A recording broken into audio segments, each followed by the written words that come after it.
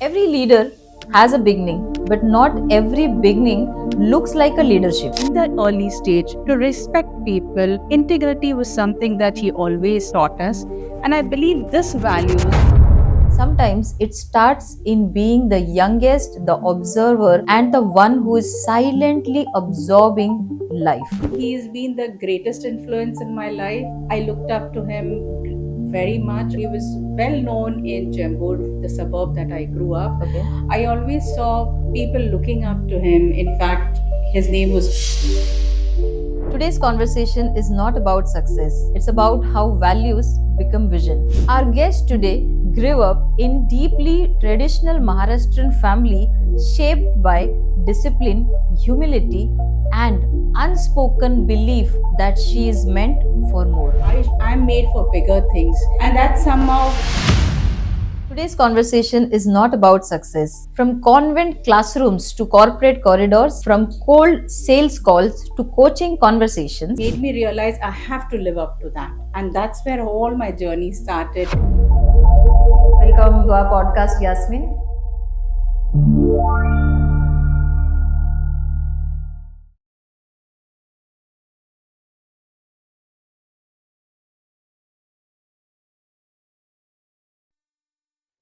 Every leader has a beginning, but not every beginning looks like a leadership. It starts in a quiet home, in discipline, and sometimes it starts in being the youngest, the observer, and the one who is silently absorbing life. Today's conversation is not about success. It's about how values become vision, how confidence is borrowed before it is built, and how leadership often begins long before the first designation. Our guest today grew up in deeply traditional Maharashtrian family shaped by discipline, humility, and an unspoken belief that she is meant for more.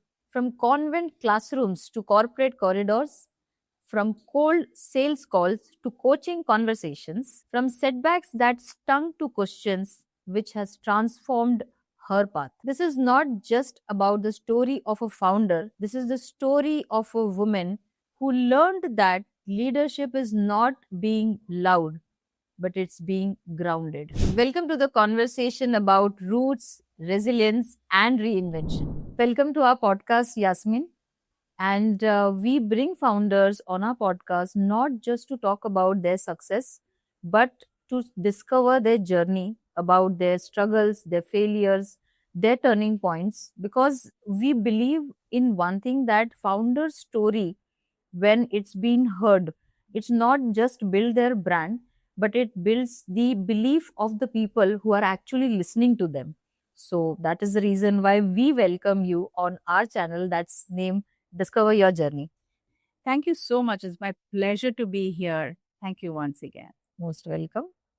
So let's start from here. Before boardrooms, leadership coaching, or people started looking at you, before that, people would definitely like to understand who is Yasmin as a person. Today, as I reflect and pause, I realize that what I am today is actually the seed what was sown early in my teens. Okay. I belong to a very conservative, traditional Maharashtrian family, and my father taught me in the early stage to be humble, to respect people.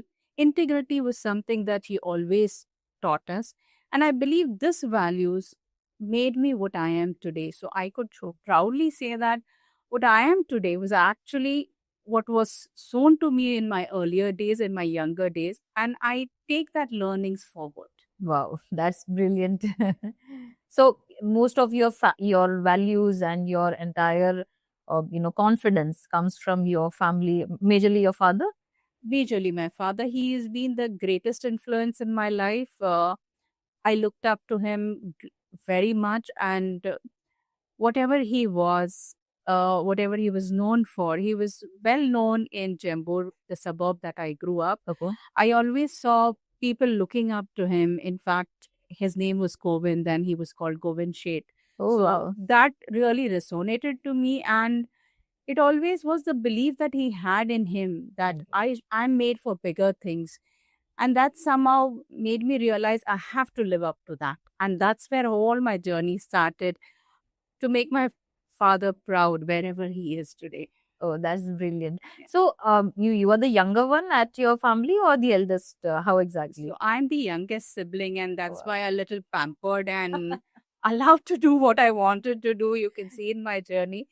And actually, that also gave me a little bit of confidence, because by the time I was born, I there was convent education, so I could learn and understand English much better.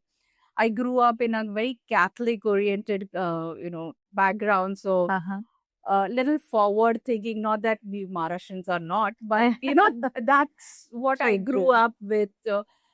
The curiosity to know more, everything I think piled up to what I am today, to be curious, to know more, being the fifth child in the Allo family. So it really helped me. Being the Okay. fifth was not bad, but it helped me to discover myself much better, Okay. learn more things much better, understand myself much better, because right from the childhood I was very curious. So Okay.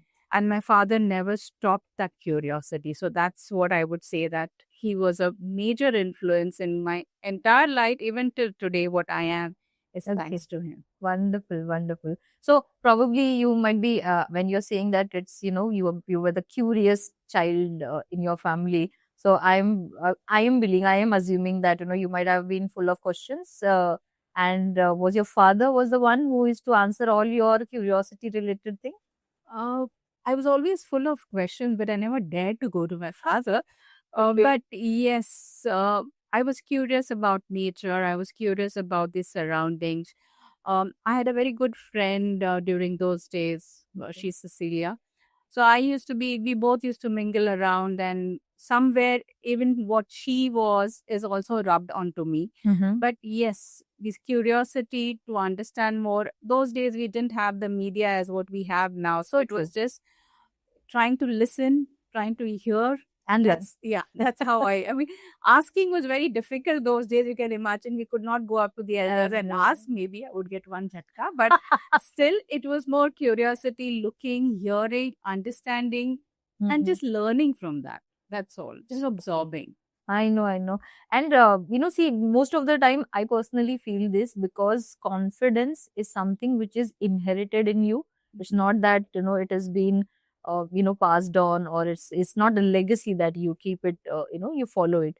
So I wish to understand that, amongst your entire siblings, because since you told that, you were the youngest one. So, who do you look upon to that, and where your confidence came from? So my confidence, actually, in the early days, it came from my father's belief in me, that he always felt that I was made for bigger things, Okay. for taller things. And that rubbed on to me because I could not fail. And that's something that I don't like to fail. So uh, I he encouraged me to do what I like and what I could do. So from there, the seed of confidence happened. I True. mean, even if I failed, he was not a person who would reprimand me. He would still encourage me to go. So true. And I still have a sister, not had, sorry. Okay. So I have a sister who also encouraged me in my journey, an elder sister, she's elder to me. Okay. But deep down, I would really contribute everything that I am today to my father. dad. Yeah, my father. I feel that, that's a proud moment that, you even really looked up to him for that. I looked that. up to him right till his last days. He's no more right now. Okay. So even till his last days, his belief that I could do anything. Wow. And I would like to take that legacy ahead. That's all about it. Wonderful. That's really brilliant to hear about it, Yasmin. So, Yasmin, take us back to your professional journey. What your earlier job looked like? Sunita, I was really fortunate enough to land up my first job 6 months just after graduating. Okay. My first job was as a computer assistant or a technical assistant in a upcoming computer institute at Vashi. So this was a startup. Data Pro was the name. You can read about it more in my book. Okay. But that was the first job that I got. Which year? This was way back in 1988. Oh, 1988. Wow. So yes, I am that old. Me. But Yes. yes, it was ages ago. So Okay. you can realize that that time computers were just coming into India. Computers were not such a rave or craze.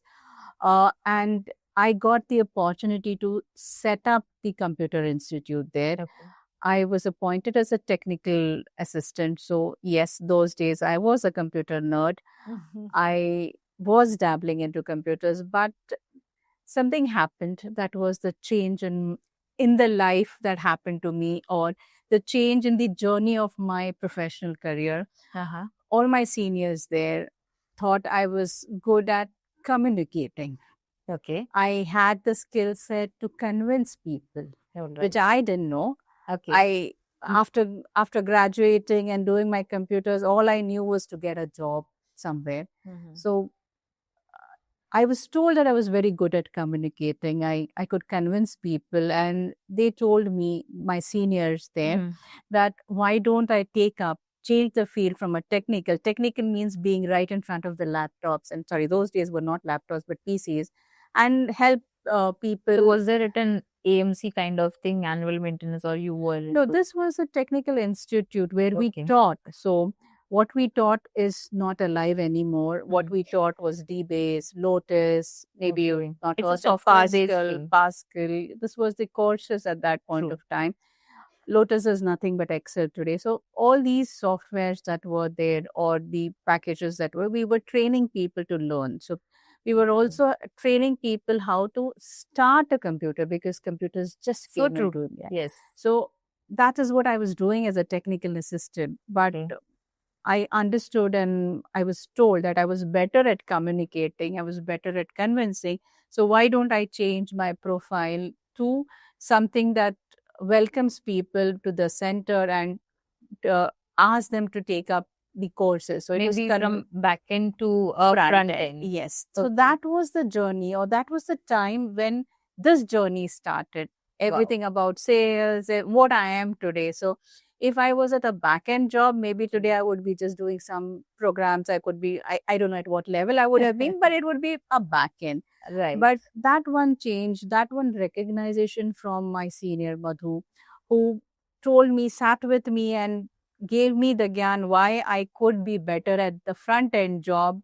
And I listened to her. I just listened to her, and I thought, it's okay, let me try.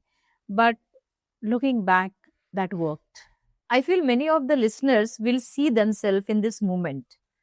But then I really want to understand, Yasmin, that what was your first responsibility towards your job? Sunita, the first responsibility, let me just take you back to Okay. when I got the job. I was a young 21-year-old girl. So for me, a job actually meant a cup of coffee in Bandra. Those days, Bandra was the True. thing. So it meant a cup of coffee, maybe price 600, 800 in Bandra, to an upscale True. Bandra. So Or maybe more than that. more than that, but those days it was 800 considered as Absolutely. upscale. So for me, job meant having those luxuries. Mhm. I was not looking at any growth at that point of time. A 21-year-old never does. But the responsibility that was given to me was immense. It was a very new center which was started in the upcoming suburb Vashi. Okay. So what you see now, Vashi, is not what it was then. Absolutely. It was a barren thing. So it was on our shoulders. We were young, 4, 5 people who were given the responsibility, though I was a technical assistant. The responsibility was to grow that center. Okay. So in those days, Vashi was not what you see today. It True. was a growing suburb, growing city. And we 4 young people were given the responsibility to bring up the center. Okay. So if you look back, that was the first taste of leadership that I got. That was, we were 4 young people, didn't know anything about PNL, didn't know anything about how to run things, but were so pumped up to do it, was so energized to make it successful. So I started as a technical coordinator. Mhm. So what do you mean exactly by technical coordinator? Mhm.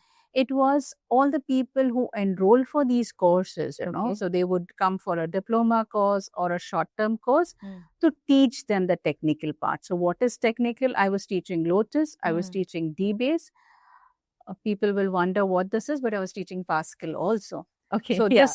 this are the languages. COBOL, I was very good in COBOL. So I was teaching this All the software languages. all the software languages, helping them program. So this was what I was doing. Maybe for I would say good 6 months, 4 to 6 months I was doing. And that's when I was noticed that I could communicate better. So the early job profile was actually teaching people to learn how to start computers, how to work on computers, and do some programming on computers. If I can ask you, what was your age, when you started this, your first job of this technical support? So that will give off my age now, but I was, I think, 21, 22. Just out of college, 6 months, did this course, and I was So, working. Yasmin, at the age of 21, I'm really curious to ask this about it, that, how does this early success meant for you? So, as I said some time back, for me, success then was having a good dress or having a cup of coffee in a very elite restaurant, which I couldn't even dream of going. Okay. So, the early success meant having all those luxuries. But as I grew into that role, as I grew and I saw people, I was rewarded, I was recognized. When I saw that, I realized that if you work with intent, if you do hard work, Hmm. recognition will come your way. So And true. that started my journey of trying to taste success. I had not tasted success then, but that started the journey where I thought I can succeed. Okay. Was you able to differentiate that, oh, what is happening with me at this point in time, that, if I'm getting escalated from one position to another? Yeah, the feeling was really great because, as I said, we 4 or 5 started together, and to be picked up from there to do a particular different role. So, And not only did I do that different role, you can again read it in my book. I was entrusted with running a big campaign. okay. Those days, AutoCAD had just come into India. And it was in boom. It was, and I can proudly say that we held a seminar in one of the hotels in Vashi, and it was fully occupied. Wow. So that was my first selling or taste of doing sales, where I had to go in all these remote locations. Now it's easy going to Turbe and Mape, but those days you can It imagine wasn't. no rickshaws, nothing. So going there, selling to little elderly people, again a girl, young girl, people believing me or not. It was a uphill task, but which I embraced it very well, and I was recognized for this. That was the first taste of success, and I never looked back. Brilliant. It's really glad to hear about it, Yasmin. There's so much wisdom in that experience which you shared just now with us. So far in this 30 years, you might have came across very different roles, responsibilities. I would like to understand that invisible challenges which people might have not seen behind those years. So, yeah, in this journey of almost 3 decades, I really came to understand the organizational dynamics, the power plays that go behind. Okay. But what shaped me, or what people may not have seen what I am today, I come across as a very strong female. I hope so, but that's what people tell, that I come across as a very strong female. Okay. But this was a journey. The toughness that you see in me was a journey, was not that I was always this tough. So this was a learning that I did in my 3 decades, especially because if you know, even now, if you see, sales was not what it is today. In those days, you would not find a female salesperson. It was so male dominated. Absolutely. Also, in today's time, you see a lot of females in the power or in a designation there. Those days, it was highly male dominated. So even if my peers were all males, even the clients that I went to were male. So to Okay. convince and have that power play to tell them that yes, I am selling something of substance. Okay. To convince them was a struggle. It was a learning. So people don't see that invisible thing behind. What are the challenges that are female? I'm not playing the female card here, but it True. is mainly when in a very male dominated society or in a very male dominated industry, a survival of female there, I think, requires a pat in the back. True. So, Definitely. yeah. Any incident you recollect where you had faced a tough challenge or a tough time? So, in the early days of my career, if I just roll back to the time when I started selling the AutoCAD, if I had to go to factories in Turbe, the first challenge that came was the security guard would not allow inside. Oh.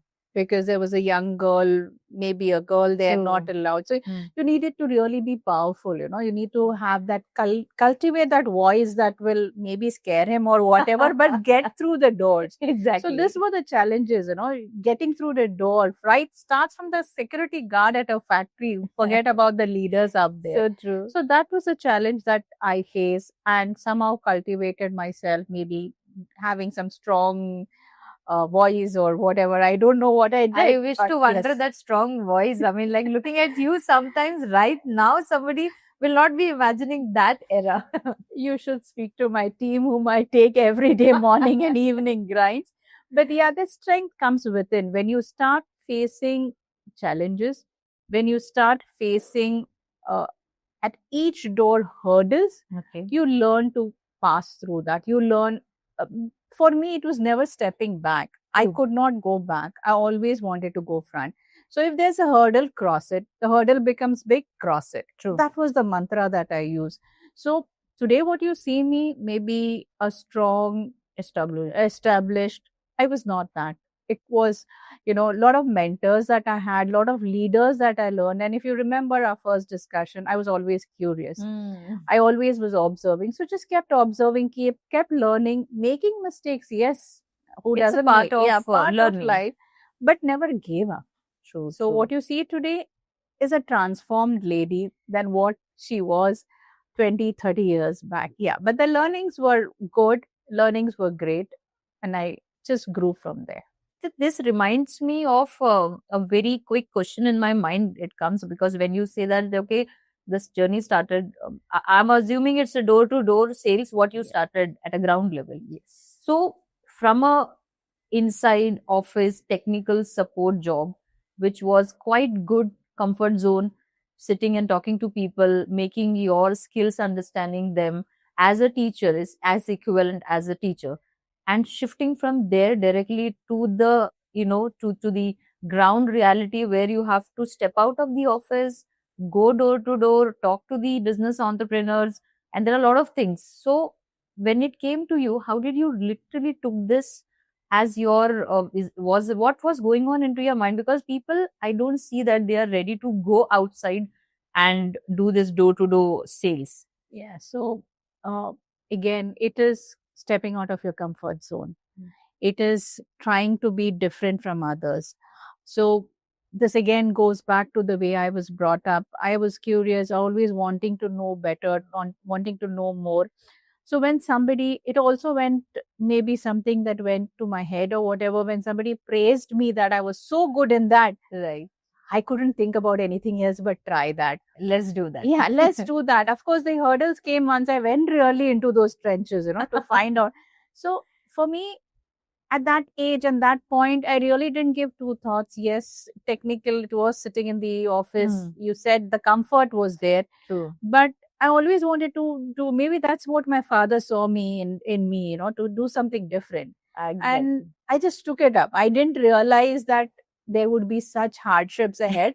I just took it up. At 21 years, you don't really, you just take it up. You did discuss with your father about this, that there's a shift in your designation? No. I was always an independent lady. I was always an independent lady or a girl, whatever. So this was totally my decision. So everything in my life so far has been my own decision. So any failures pointed to me. Fantastic. It was me who's done. So changing the shift at early stage, it felt good. It didn't, because you were young, vibrant, so you really took it in your. Slowly, we started realizing, yes, the pitfalls of going out there, Mm. meeting people, but always learned from it. I never stepped back. So, and then suddenly it became my DNA. It became my DNA. So I took up the challenges. I mean, Amazing. anywhere you tell me, I took up the challenges. I never looked back. Fantastic. This is fantastic. So I quickly, I have a question running in my mind. I'm very curious again to ask you, Yasmin, that while everything which you took a decision of going on your own, was there any dark area or was there any incident which actually, took you to, a downfall or maybe a failure where, you might have a second thought that, okay, I'm not going for this sales or I'm not going for this ground level job. Yes, Sunita, there were so many instances. Mhm. And again, I come back. I'm not playing a female card, but being a female, Mm. you have a family to run. So I had so many such instances where I really felt like giving up because mm, things back at home, by that time I'd married, and the journey of marriage starts. So there were a lot of instances even before marriage, when I had to really go to Turbe and Mape areas. Mm. That's where the Mm. factories, climbing those ST buses and all. You felt, why am I doing that? A cushy job was better. Right. But somehow resilience, I stuck to it. Then came a phase, I'm talking of my whole 30 years. Then came a phase when I got married, I had children. So again, being in sales and managing two kids was again something that at many times I felt, let me give up. Let Okay. me sit back. Let me look after my children and not, Running behind. yeah, it was a comfortable, you need money, but you still True. had that avenue that I could stay back. But somewhere my independent streak or something to be independent, till today I'm independent, never let me say no. I Okay. continued with all that setbacks I got. And in all these setbacks, I always learned something and I Mhm. always went to find something new. So there were challenges, there Okay. were setbacks, um, but I think I overcame them. There would be a momentary feeling bad, going into a little bit of a depression. Sometimes when you don't get a good deal, you go into a True, true. depression. You are chhod do na, kya I karna hai?" know. But still, resilience, stuck to it, just went ahead. That's all I can say. What I can tell here is resilience is something that stuck with me, and I kept on being resilient with no matter what leader came, no matter what came ahead of me, whether it Mm. was personal or professional. I learned to be resilient. I learned to learn from it and grow. That's all I can say right now. Brilliant. I think this is a very important message that each one of us should understand that, sales teaches you success, but failure, it teaches you a self belief. Very true. Right. So this brings back to one incident that happened in my life or in my career. I think way back in 17 or 15, I don't remember the year correctly. But this was when I was reporting to one manager and we had a training. Okay.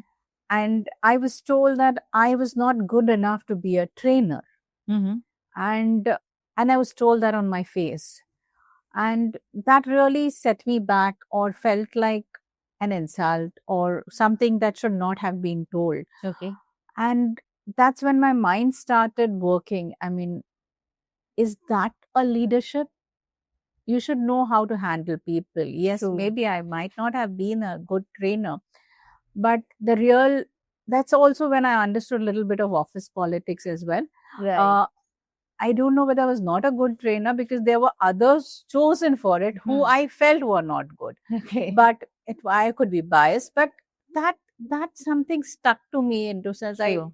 I mean, why did he tell me I'm not good enough?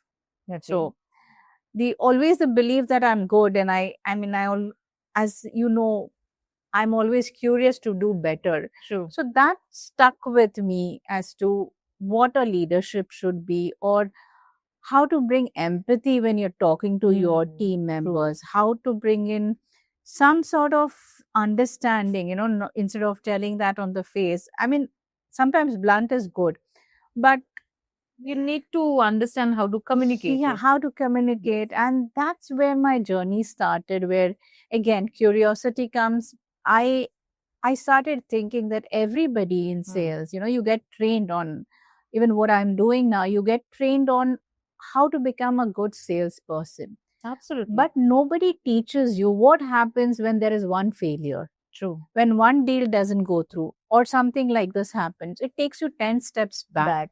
And to bring yourself up again, it's a big journey. It's a big journey. It's a task to keep yourself self-motivated. Yes. And in sales, you need to be sales motivated, because as you rightly said, there are so many hurdles. Absolutely. And if you are in a sales organization, most of the sales depends on you. If you do not bring in sales, the other functions don't work, because Yes, sales it is is so true. primary. True. So you need to always motivate your team. You need to bring in empathy. You need to bring in a culture wherein you need to find a way where how you can, without demotivating them. Yes, if it's something that is not right, I'm not saying not to reprimand. True, There true, should be true. a way to do it.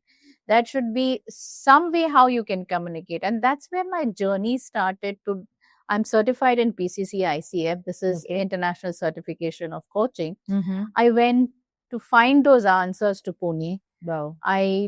My question was always same. How many ever coaches I met during this time, my question was, if everybody trains us to be good, to do good in your work, to excel, who is going to train me when I don't do good, or when I have that breakdown, Yes. or when I am on the slow mode? Who's going to train me handle my emotions? Because emotions is what, it's a mind game. If emotions don't run, and you are low in your emotions and you're not feeling good today, you will not go in front of the customer, you will be low.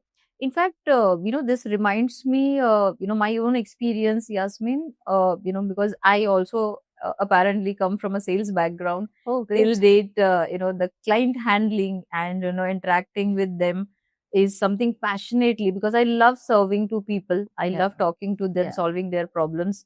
And this incident actually reminds me, stating that, I went way back, I used to do in a day 30-40 calls.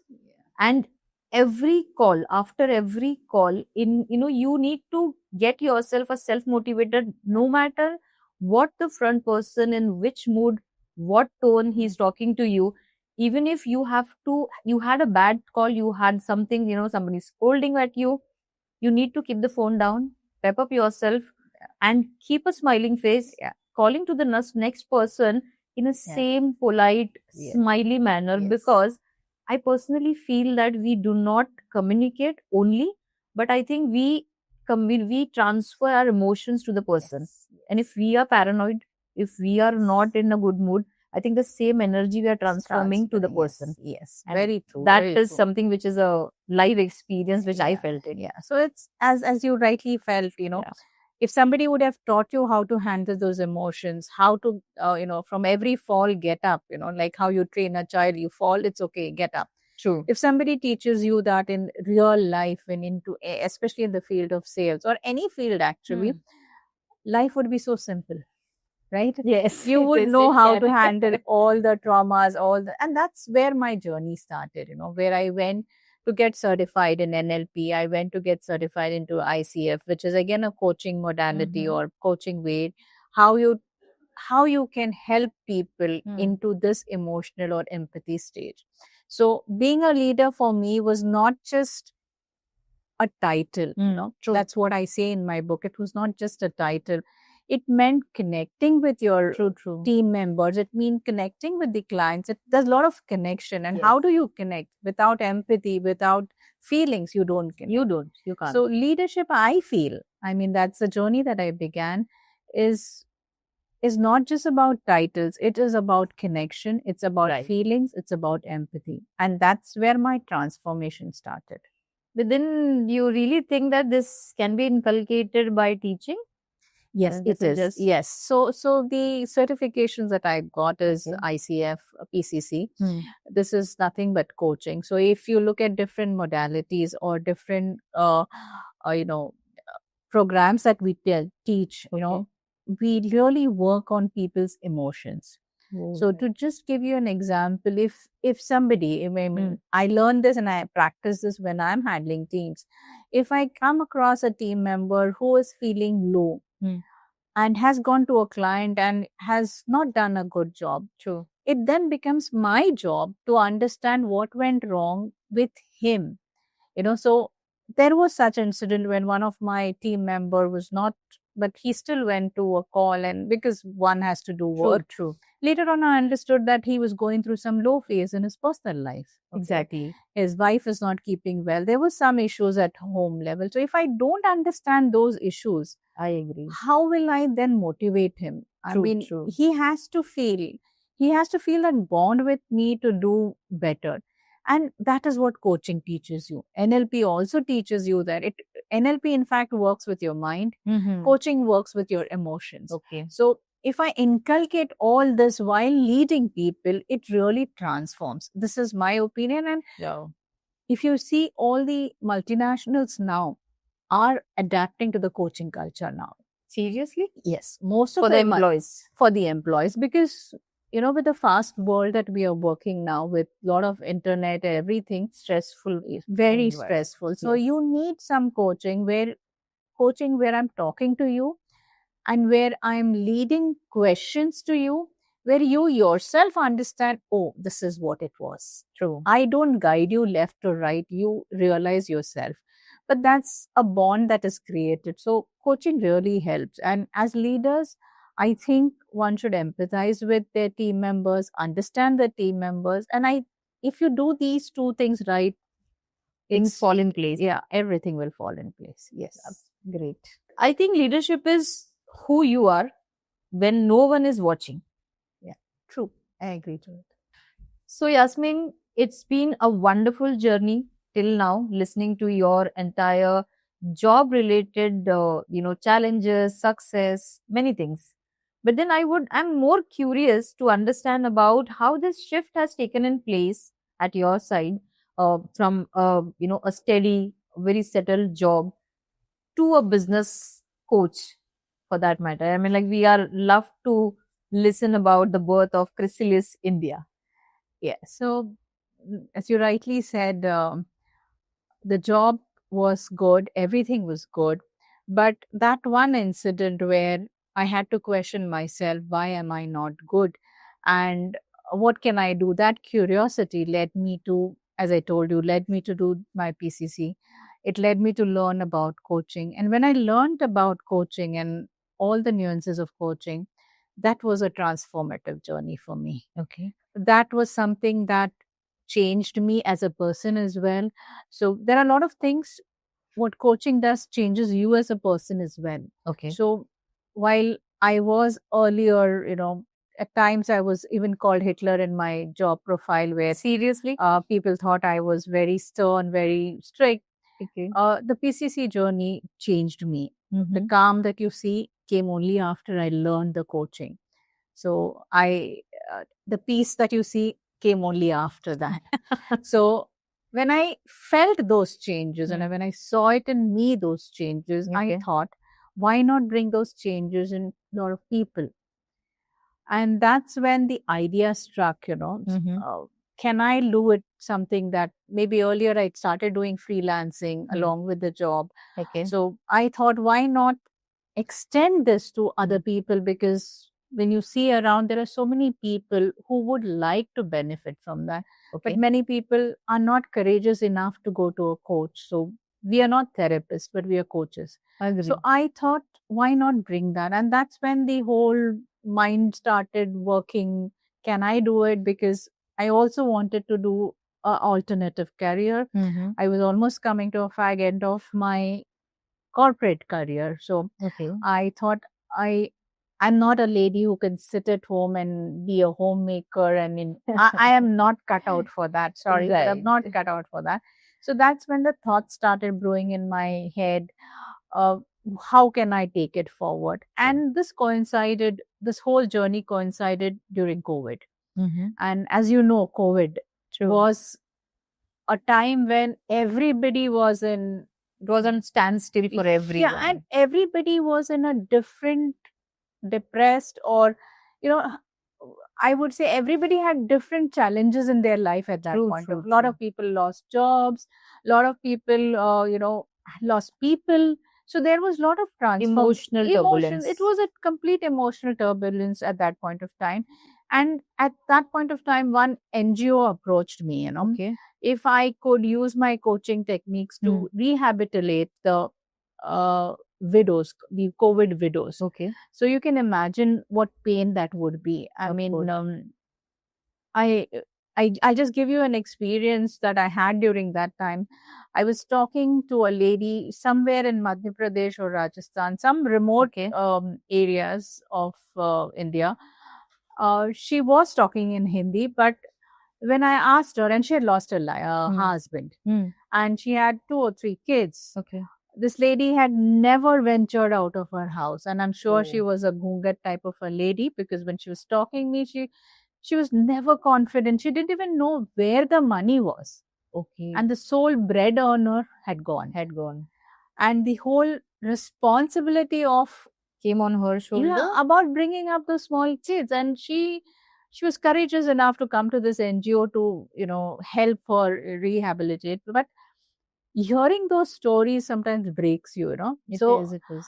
I managed to coach her. Okay. And when I got talking to her, I understood that she is educated to some level where she can do teaching. Oh wow. Even in the suburbs, or in the, what you call, in the gaos or whatever, Rural side. rural Yes. sites, those teachers can be of use. So I True. helped her, write her everything. I helped. That's how that NGO was placed, to help such ladies come Lady. out of Yes. that life and go ahead in life. Yeah, I know. So the times were not good, but somewhere some sunrise, you see. Mhm. When I saw and I could convert a lot of widows to settle down in their life again, instead of having that pain and having that made me think, yes, I can do something about True. it. And that's when again the mind kept on, why not take it as something ahead as a business if I could coach. True. But since it was COVID time, I had, even during our area, we were seeing a lot of people going for oxygen, and it was a turbulent time. So, and during this turbulent time, what happened was, I and coaching these people, I started absorbing their emotions. Okay. I started becoming, I started feeling their grief, Right. because in coaching, actually, you never get attached to the To the coachee, client, to the yes. client. But I observed that I was getting attached. Maybe the times were not right, but I True. still started getting attached, and I started having sleepless nights because somebody else was having sleepless nights there. So if I can ask you why, because there's a reason behind Yeah. I'm asking you. If I can ask you that, in a day, what were the number of people you were interacting or you were coaching it So on that during days? during this NGO stint that Mm. I did, they used to give one or two widows that would come across. So it was right from not only talking to them, but creating their resumes or giving them advice, how could they take the financial. So in total, I could say in a day, one or two ladies that I At a was talking stretch of I mean, it was a continuous journey. continuous So journey. today, if the NGO has forwarded me one lady, Hmm. then it becomes continuous, that I handle that till she is okay to go ahead in life. True, true. So I mean, you cannot have 100%, but if she is confident that, okay, I have done my resume, I will go and meet that school there, Exactly. then it's something. And if she feels that it is done, then she doesn't come back to me. So this, Okay. and during COVID, obviously it was through calls and video sessions, it was not I face to understand. Right. face. But what happened was that, as I told, this I started getting attached to that grief and started getting attached to those emotions. That's when I decided that life coaching is not something that I will go, otherwise I'll get depressed and I'll have to do coaching, and that whole circle will start. That really reminds me the reason why I asked you, because way back, when I used to, I have a background of law.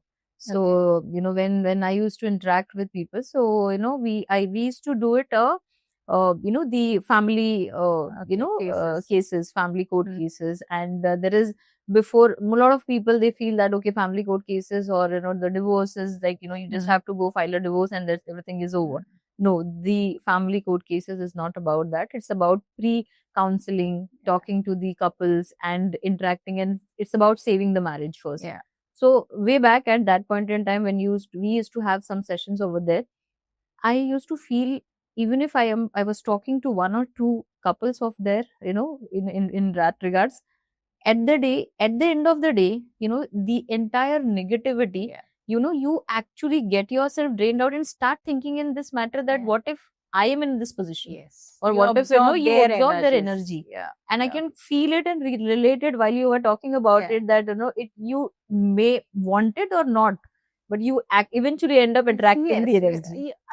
actually, as what you said, end of the day, it used to always be, oh, how sad, what happened, what tomorrow I am in the position. So I actually then started seeing whether I know my finances, because, uh, okay, as ladies, True. sometimes we don't concentrate on the finance and all. I started Yes. becoming not the financial wizard, but I started understanding my finance also. So that was a turning point. True. And knowing that I could not do life coach, then the question came, what then?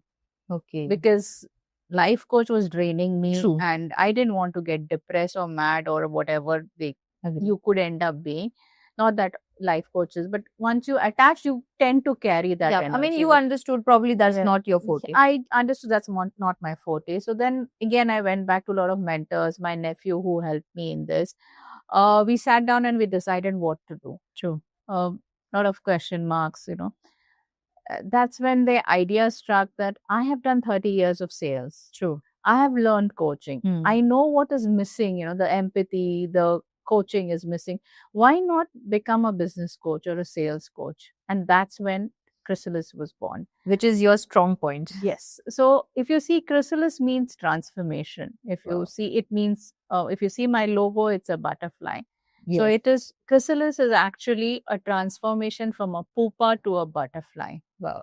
And that is what I wanted to bring across to all the business leaders or business people or sales people. How could they transform themselves and get into the positive energy and be good leaders Wow. or good business people? And that's where the idea was formed, and slowly and steadily I'm getting there. And I guess this is the need of the hour, because most of the businesses fail apparently because either the owner is not able to get into the sales mode, or if the owner is doing alone the sales, the teammates are not able to scale up or match up, and the business owner end up burning himself, being a sales, being recovery, being everything at one point in time. Yeah. So basically the business owner becomes the jack of all trade. True. And sometimes the ship drowns there. Okay. Absolutely, So it is. that's what I want to bring about. I can train on sales, I can train on business, but what I want to bring, and I keep telling, is bringing in empathy, bringing in how to transform. So if a business person feels that only I can do everything, the team member, there's something wrong there. That's absolutely wrong. There's something wrong there. So I want to bring that change. I want to cultivate and ensure that the business owner's vision is taken by the salespeople or the dynamics down. And how does the business grow? I mean, a lot of startups nowadays do not grow, or they uh, they close down because the business owners don't understand this dynamics. Understood. So Right. that is what I want to do. Yeah. So I think, Yasmin, the purpose becomes clear when experience meet intent. And with this, I feel that, there's one more curiosity. It started generating in me, and I'm very curious to ask you the next question. It's about, I heard about your book. You have written a nice book. So I'm more curious to now understand about your book, which is Echoes of Leadership. And I would like to, understand about it. What is that book and what made you write it now? Okay. So Echoes of Leadership is nothing but my experience in all these years dealing with various leaders and what they taught me, the mentors, the leaders, what they taught me. Why I wrote this book, or what made me come to this position after write this book. It's very simple. When I started Chrysalis, my intention was very clear that I do not want to immediately jump into getting business, and I wanted to create a brand for myself Okay. where people know who I am, what do I do. Uh, so, and also when I was doing my PCC and for PCC certificate, I'll just Hmm. take few minutes back. For PCC certificate, you need to write essays, Okay. you need to write blogs, you need to read books. So during that journey, I did a lot of writing, I did a lot of reading, and I'm an avid reader. I mean, you see me always with a book. Mhm. So I love books, and that's been my passion Right. always. So, having read these books, one book that stayed with me was Viktor Franklin's Search for Meaning. Wow. Man's search for meaning. Hmm. I may be not getting the name right. right, Yeah. but people know that very well. That book also transformed me. It is, to see that if you can't change yourself, Hmm. you change, if you can't change others, you Others, change you change yourself. yourself. Okay, Yeah. sorry. So that is what the whole book was about. True. And that stayed with me. The writing stayed with me. I kept doing blogs. I was doing a lot of blogging work. Wow. And when Chrysalis journey started, I thought, why not also write a book? Because that is one medium by which I can also tell people what I went through. And this is on my personal journey in personal life. It True. is the corporate journey that I went, the highs and lows, what I learned from these various leaders. Okay. I worked with wonderful leaders. I was really blessed to work with leaders who taught me. Yes, there were some leaders who did not, that has also come up in the Right. book, but and that's what stuck with me. So when the idea of what to write Mm-hmm. and what I can give back, I thought, why not write about leadership? And while Right. writing about leadership, I didn't want to make it a very heavy book about all what you call theories and different models and all that.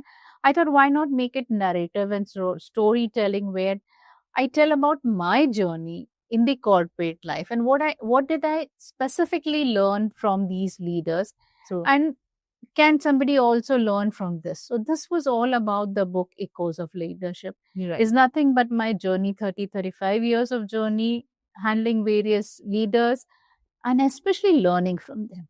Right. So this is all what I write in that book, and you should read about And it. I think learning never ends. Be it Definitely. your Never ends. children's or every single day you learn from everybody. Mm. And a lot of people over here, I don't know, they will beg to differ what I say, but I had seen many business owners or big position people are over there. They hide or probably they shy away from learning experience from their colleagues, from the people who are not at that level position, or they're very rigid. Have you also come across this kind of people?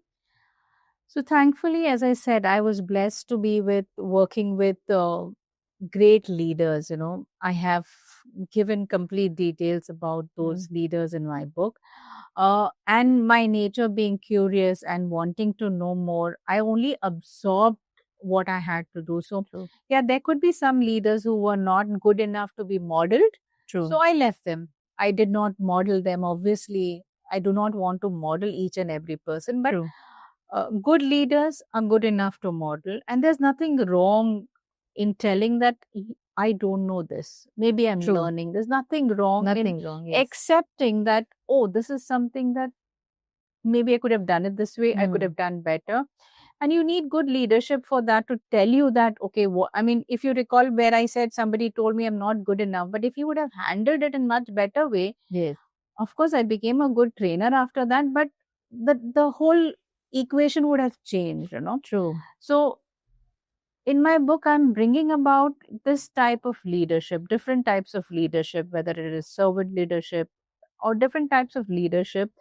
And what did I see in those leaders? What did I pick up from those leaders? And what are those good points? Right. So I have tried to write that out. The only intention was to bring it out so that the new generation will learn all about it, will understand that how to grow in life, because So true. leadership is just, as I said, a title or a position, Mm. but anything you do in life, it's always growth. Always growth, Yeah. yes. So that's But then, the, as in our early conversation, you mentioned that it's always been your dad was your role model. Okay, on your personal front, professional front. The day you step into your corporate or your this entire journey, the world of sales, business coaching, job. So, do you have any specific person from the corporate industry that you would appreciate most, or you look up to them, or that particular one person to whom you would name it over here in this podcast, where you inspire or you see him as a leader or a role model? so I have named them in my book as Okay. well. And there are two people, leaders, who came into my life and who actually taught me or made me a better person, also, I could say. In the beginning was Rajiv Sethi, Okay. who transformed me as a person. And what you see, the confidence here. Mm-hmm. So I went to work for Gemini, that is a company that he runs, or it is his own company, as a very docile lady who had just, I wouldn't say just given birth, but had two small children, and from the house, all Yes. all that way. And I went to work for him, was not so confident. I Okay. had not seen the world again. I mean, there was a gap in between. So, I took a 2 year sabbatical in my when I gave birth to my True. children. So I'd taken a sabbatical, Hmm. had to step back and, take. But after that, I had to go back to the world again, and the world had Exactly. changed. Changed. And the the lady who I was, and when I went, I was totally different. I was a little docile. I didn't know what, where. And that little bit of confidence, that little bit of, Support. again, support, and same thing like what my dad said, I am made for good things. That little of confidence, rebuilding my confidence A again, little push. little push was done by Rajiv Sethi. So I hold him as a very good mentor for me. Wow. Yeah. So second person whom I really look up to Hmm. is Neville Modi. Okay. He came into my life and I joined Iron Mountain. It's one of the multinationals, and working with him was also very transformative. Okay. I understood the nuances of corporate life.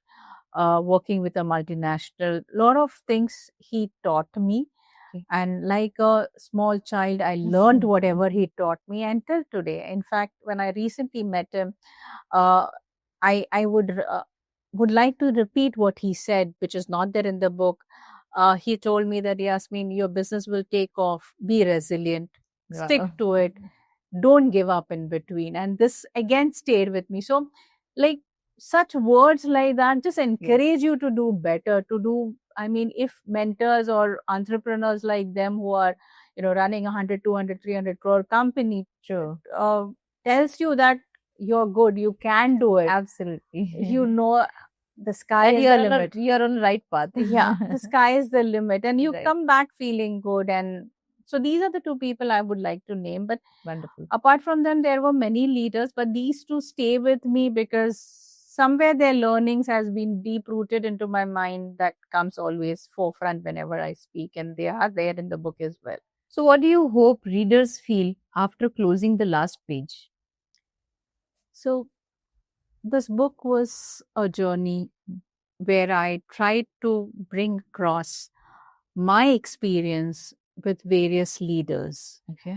and what I learned from these leaders. Mhm. So I hope when people read this, they understand their strengths, they understand their weaknesses, and embrace the learning pattern. So Okay. what I think I would try to tell here was uh, how to be a good leader, how to not make leadership as a title. It should not be a designation. True. It should be more about empathy. It should be about how you can transform somebody's life. So when you Absolutely. are talking in terms of corporate life, it still matters. If you're a leader, you should be showing them the way how to grow. If you hold on to the title, and if you do not, you know, train people, if you do not help people to grow, you're just occupying a space there and a seat there. So true. So this is what I thought I should be telling in this, and this is what I learned from Right. all the leaders that I worked with. They taught me, they trained me, they mm, made me realize even if I did an error, nobody reprimanded me. So, and the leaders that I'm talking about, I wouldn't say nobody did not, but Right.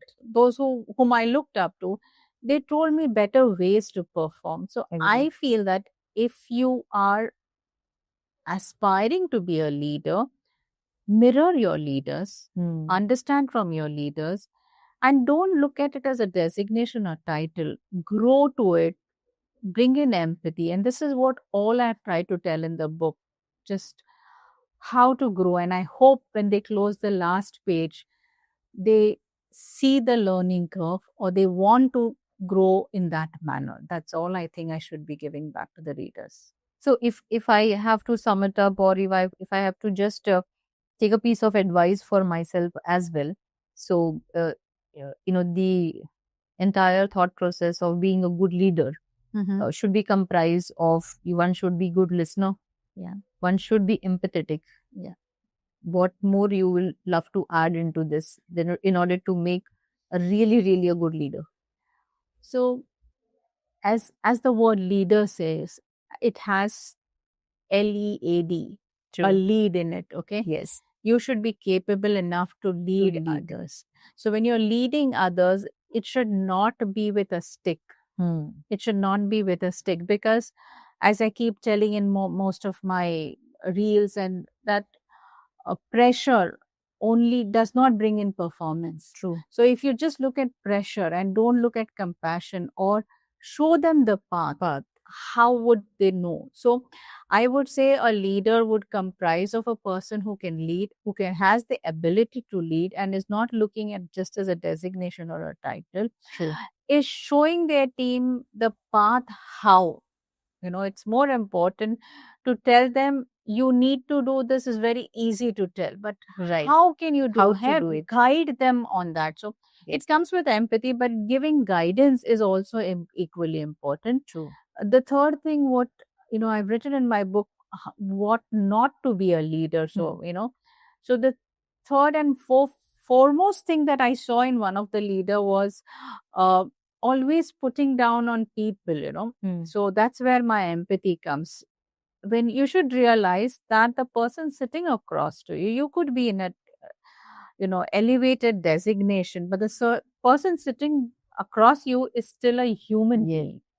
So appreciate the human in it and lead with empathy, integrity. This is all the values that I think a leader should have. Human touch should be there. Human touch is absolutely necessary. Absolutely necessary.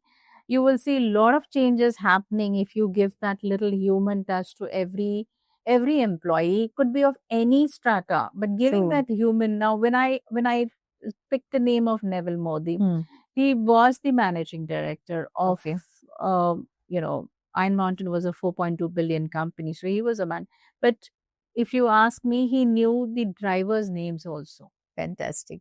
So he did not interact with them, but even if you know their name, they feel valued.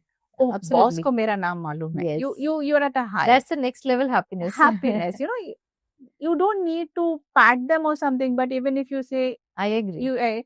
you call them by their name, they feel, oh, he knows my name.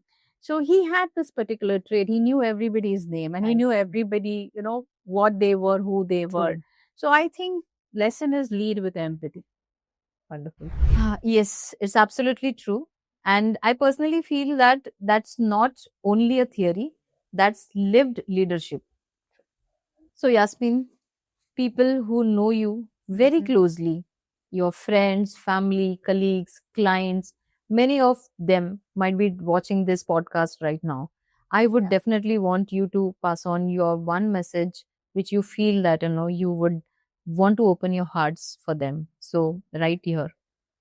Okay, so the whole podcast and the book was with an intent to pass on my experience to all of you. It was with an intent that uh, I grew with such mentors, you all can also grow. So, one message I think very clearly to all the business leaders, all to the business entrepreneurs is be resilient, believe in yourself, things will change, transformation will happen. And of course, I could not end it much better.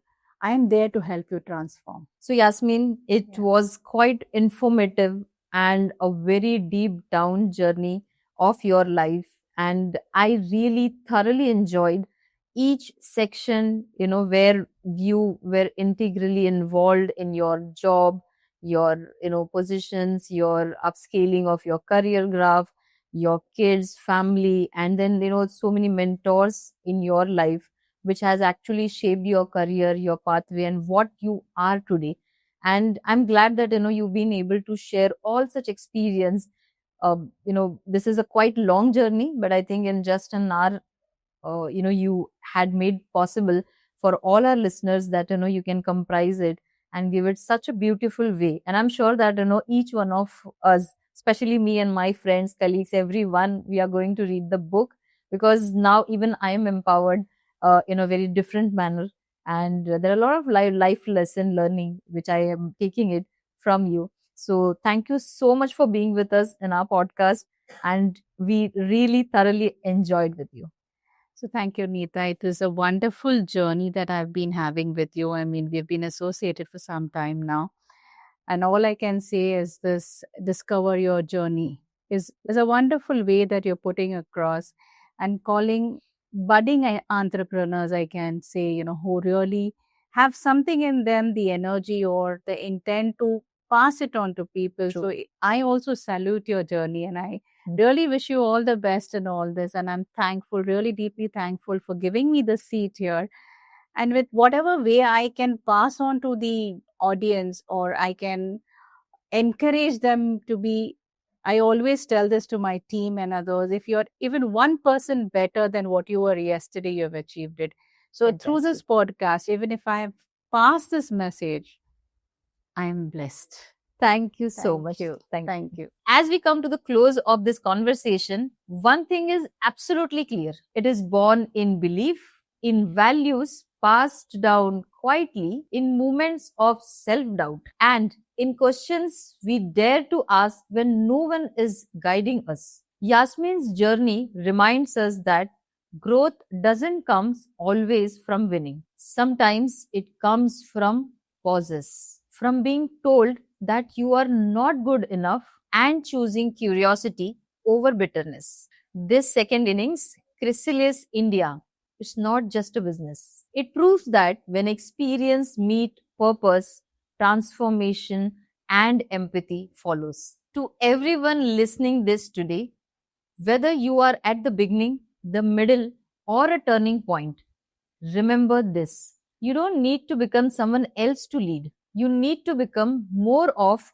who you already are. Not about power, but presence. And if today's conversation stirred something within you, trust it. Because that quiet stirring might be the beginning of your own chrysalis. We will meet again in the next episode. Until then, don't forget to rethink, rebuild, rise with Discover Your Journey. If you think that this conversation might hit you, then you need to hit the button, subscribe, like, and follow us.